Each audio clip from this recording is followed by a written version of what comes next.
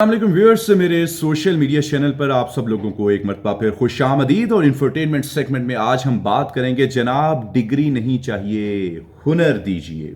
Degree नहीं चाहिए, हुनर दीजिए। लेकिन इससे पहले कि मैं वीडियो का आगाज़ करूं, मेरे चैनल को सब्सक्राइब करें, बेल आइकन को ज़रूर क्लिक करें ताकि आपको मज़ीद वीडियोज़ मिलती रहें। तो जनाब, Toyota, Datsun, Hino, Honda, Suzuki, Kawasaki, Lexus, Mazda, Mitsubishi, Nissan, Suzuki और यामाहा, ये तमाम ब्रांड्स जापान के हैं, जबकि होंडाई और डाइवो जनूबी कोरिया बनाता है। आप अंदाज़ा करें कि इसके बाद दुनिया में ऑटोमोबाइल्स रह क्या जाती है। आईटी और इलेक्ट्रॉनिक्स मार्केट का हाल ये है कि सोनी से लेकर कैनन कैमरे तक सब कुछ जापान के पास है। एलजी और सैमसंग जनूबी कोरिया सप्लाई करता है। 2014 में सैमसंग का रेवेन्यू $305 बिलियन था।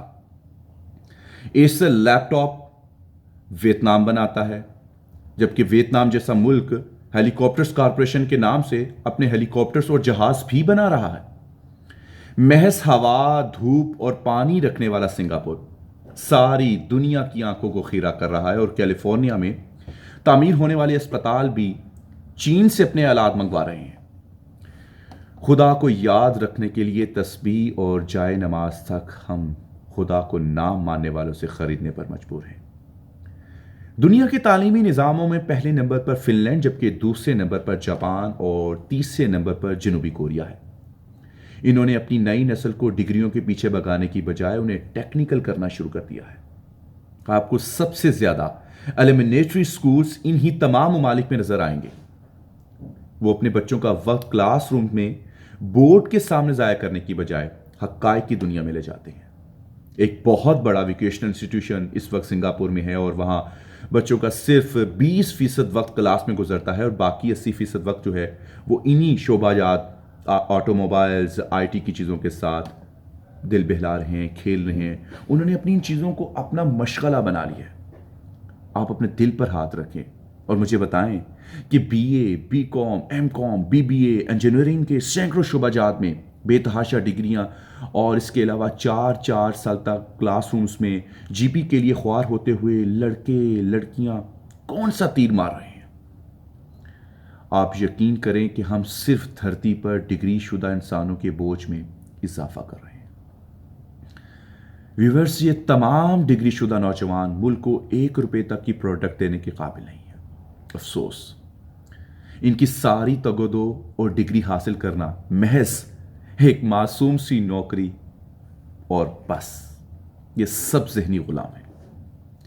हम इस कदर विजनरी हैं, अपने विजनरी होने का तो भी हमें अंदाजा होना चाहिए कि हम किस कदर विजनरी हैं कि हम लैपटॉप स्कीम पर हर साल 200 अरब रुपए खर्च कर रहे हैं, लेकिन लैपटॉप की इंडस्ट्री लगाने को तैयार नहीं। आप हमारे विजनरीपन का अंदाजा इस बात से भी लगा सकते हैं कि पूरी कौम सी पैक के इंतजार में सिर्फ इसलिए है कि हमें चाइना से गवादर तक जाते हुए 2000 किलोमीटर के रास्तों पर ढाबे के होटल और पंक्चर की दुकानें खोलने का मौका मिल जाएगा और हम टूल टैक्स लेकर बिल गेट्स बन जाएंगे। आप अंदाजा करें, ऊपर से लेकर नीचे तक कोई भी टेक्नोलॉजी ट्रांसफर करवाने में दिलचस्पी नहीं रखता। आप फिलिपाइन की मिसाल ले लें। फिलिपाइन ने पूरे मुल्क में होटल मैनेजमेंट एंड हॉस्पिटैलिटी के शोबे को तरक्की दी, अपने नौजवानों को डिप्लोमा कोर्सेज करवाए और दुनिया में इस वक्त सबसे ज्यादा डिमांड फिलिपाइन के सेल्समैन, गर्ल्स, वेटर्स की है। हत्ता कि हमारा दुश्मन भारत इन तमाम शोबों में बहुत आगे जा चुका है।